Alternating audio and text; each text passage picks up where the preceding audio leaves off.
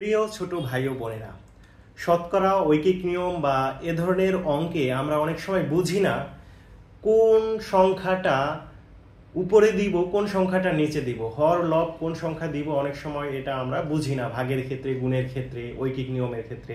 তো এইটা বোঝার জন্য আজকে আপনাদের এই ভিডিওটা করছি। আশা করি পুরোপুরি দেখবেন, এরপর থেকে আপনি একদম ক্লিয়ার হয়ে যাবেন। শর্টকাটে অনেক অঙ্ক আপনি পারবেন, যে কোনো ধরনের প্রিলি পরীক্ষা কিংবা মানসিক দক্ষতা পরীক্ষার জন্য, যেটা আপনার জন্য খুবই কাজে লাগবে। আচ্ছা চলুন, ধরেন 10 একটি সংখ্যা। 10-এর সাথে আপনি মনে করেন 10 এবং 1 এবং 1, মানে এটা একটা ভগ্নাংশ। 1 এবং 1 মানে এটাও কিন্তু 1 এর ভগ্নাংশ, কিন্তু হর উপরে 1, নিচে কিন্তু লব, ওই নিচে হর উপরে লব। তো এটা আমরা দেখি যে সমান সমান হলে 10ই হয়।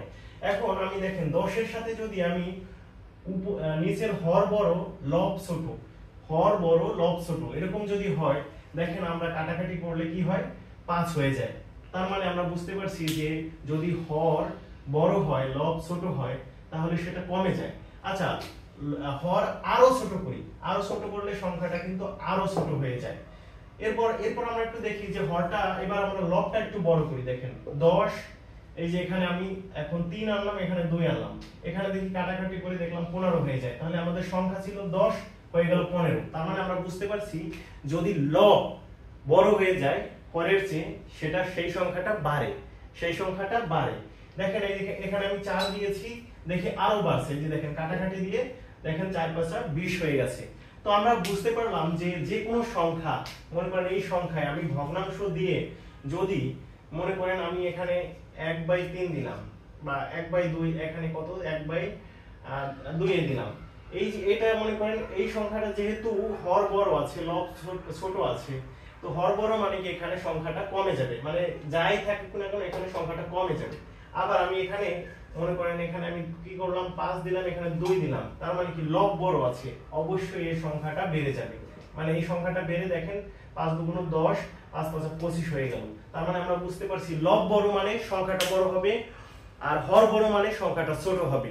তো এই বেসিক সূত্রটা আপনারা যদি বুঝতে পারেন তাহলে যে কোনো ধরনের অঙ্ক আপনারা করে ফেলতে পারবেন। এরপর আমরা দেখেন একটা অঙ্ক দেয়া আছে, আমরা সেটা দেখি। দেখেন 500 টাকায় 5 বছরের মুনাফা 25 টাকা।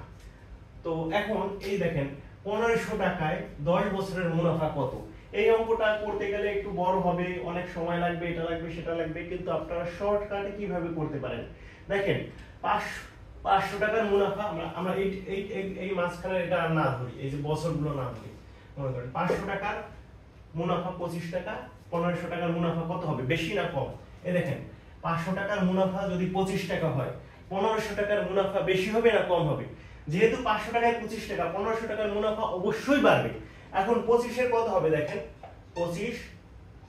এখন এই দুইটার ভিতর তুলনা করেন কোনটা আগে এবং পরে যাবে, কোনটা আগে এবং পরে যাবে। দেখেন এই ক্ষেত্রে যেহেতু আমরা জানি যে লব বাড়লে সংখ্যাটা বাড়ে, তাহলে অবশ্যই এখানে 1500 যেহেতু বড়, তাই আমাদের উপরে যাবে 1500, নিচে আসবে 500। বুঝতে পারছেন? তাহলে কারণ 25 টাকার চেয়ে বেশি হবে, 25 টাকার চেয়ে বেশি হবে, তাই 1500 যদি লব যদি বড় করি তাহলে আমাদের সংখ্যাটা বেড়ে যাবে।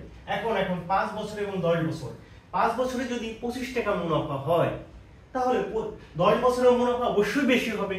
আর যদি বেশি হবে তাহলে এই দুইটার ভিতর তুলনা কি করব, দুইটার ভিতর তুলনা করলে দেখেন তাহলে অবশ্যই 10 যদি আমি উপরে দেই, 10 যদি উপরে দেই, নিচে যদি 5 আনি, তাহলে আমাদের কিন্তু অবশ্যই মানে সুদের বা মুনাফার সংখ্যাটা বাড়ে। এখন আমরা কাটাকাটি করি, এই 0 0 কাটাকাটি করলাম, 5 2 10, তো আর এদিকে 3 5 15। আচ্ছা এখানে দেখেন এখন কত হলো, 3 2 6, 6 25 কত, 6 25 150। তাহলে আমরা দেখলাম যে সংখ্যাটা কিন্তু বাড়লো এবং আমরা মানে শর্টকাটে 150 টাকা পেয়ে গেলাম। তো আশা করি কিছুটা হলেও আপনারা একটু ধারণা এসেছে যে কিভাবে আমরা, মানে এটা কিন্তু বেসিক একটা ধারণা, বেসিক একদম মাথার বেসিক একটা ধারণা অঙ্কের।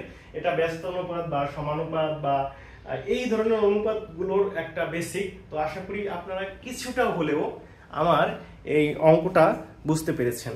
তো তো যদি একটু হলেও উপকৃত হন অবশ্যই লাইক কমেন্ট শেয়ার করে আমার সাথেই থাকবেন। ভালো থাকুন, সুস্থ থাকুন।